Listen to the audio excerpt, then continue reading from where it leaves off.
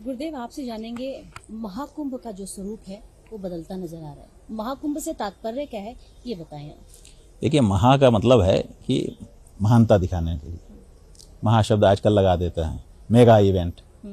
Mega के अर्थ में यहाँ महा है जी। नहीं, यहाँ महा का शब्द वो दूसरा नहीं है। अब कुंभ है, मूल रूप से शब्द है कुंभ जी। ये कुंभ का मतलब रहता है भरा हुआ घड़ा। घड़ा तो खाली भी हो सकता है, लेकिन जब उसको कुंभ शब्द से हम कहते हैं तो भरा हुआ ही माना जाता है।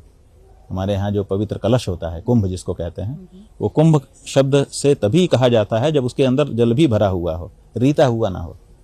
तो कुंभ का मतलब है पूर्णता का प्रतीक, घड़ा।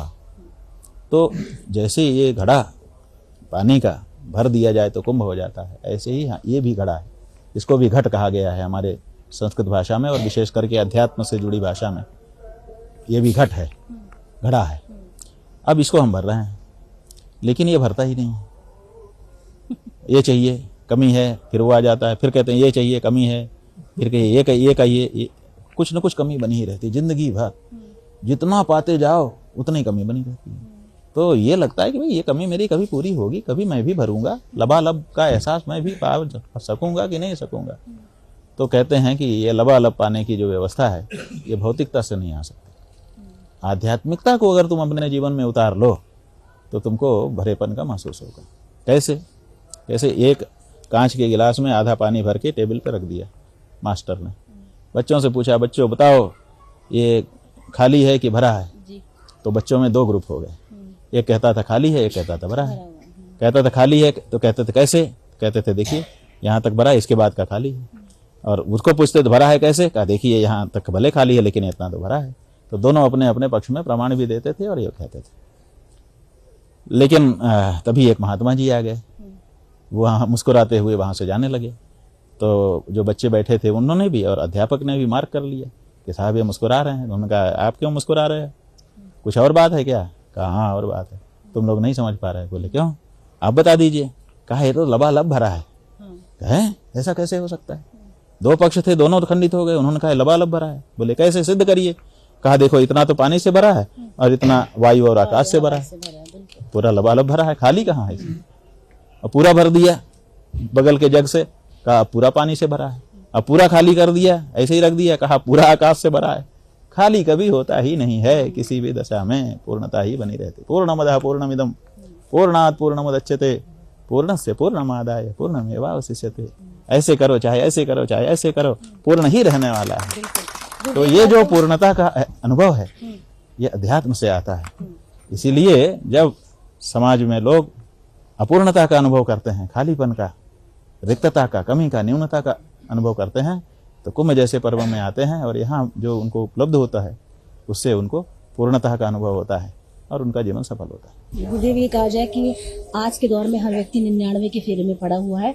वो जो एक शून्य बच जाता है वो उसी के चक्कर में लगा था कि वो शून्य क्यों रह गया, और व्यक्ति की जैसी दृष्टि होती है वैसी सृष्टि उसको नजर आती है। तो बस वही दृष्टि ही तो बदलने का काम हम लोग करते हैं जी। नहीं जी। ऐसे उलट देते हैं। गुरुदेव, दर्शकों के लिए संदेश स्वरूप क्या कुछ खास कहेंगे जो भी महाकुंभ में आ रहे हैं? अब दर्शक तो डिजिटल हो गए हैं। नहीं, डिजिटल देखो, डिजिटल ठीक है, खराब नहीं है। अब नारा लगा दिया कि डिजिटल कुंभ। हम कहते हैं तुमको डिजिटल भोजन कराने लगे हम, कितने दिन तक चलेगा? डिजिटल पानी पिलाने लगे, कितने दिन चलेगा? नहीं चल पाएगा ना। आखिर तो प्रत्यक्ष ही चाहिए। तो इसलिए डिजिटल कुंभ ठीक है कि आपने घर में बैठे देख लिया, लेकिन इसका असली आनंद तब आएगा जब घर से निकलोगे, यहाँ आओगे, धक्का खाओगे और फिर कान में सौभाग्य से कोई आपको वो वचन कह देगा जो आपके जीवन का सबसे बड़ा वचन होने वाला है। तो इसके लिए प्रयास करो, असंभव कुछ नहीं है और उपलब्धियाँ ऐसे ही हो जाती हैं।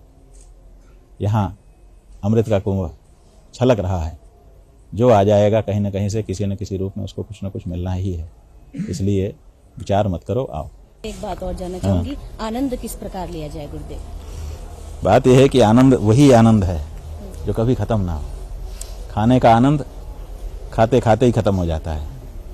शुरू में पहले लेने वाले में ज़्यादा आता है, दूसरे लेने वाले में उससे कम, तीसरे लेने वाले में उससे कम, 15, 20, 25, 50 वाले में तो बिल्कुल ही खत्म हो जाता है और अंत में तो फिर कहते हैं बस सवाल ही नहीं, बस बस बस बस बस बस माने खाते खाते ही खत्म। ऐसे ही सोने का आनंद 8-9 घंटे के बाद खत्म होने लगता है, 10वें घंटे 11वें घंटे नींद ही नहीं आती है, शरीर दुखने लग जाता है। इसी तरह से बाकी सब आनंद हैं। तो ये सब केवल थोड़ी थोड़ी देर के लिए रहते हैं और बाद में कुछ ज़्यादा आपको अनुभव कराते नहीं हैं। ये अध्यात्म का जो आनंद है, एक बार अगर आ जाए तो जिंदगी भर उसकी स्मृति ही आनंदित कर देती है।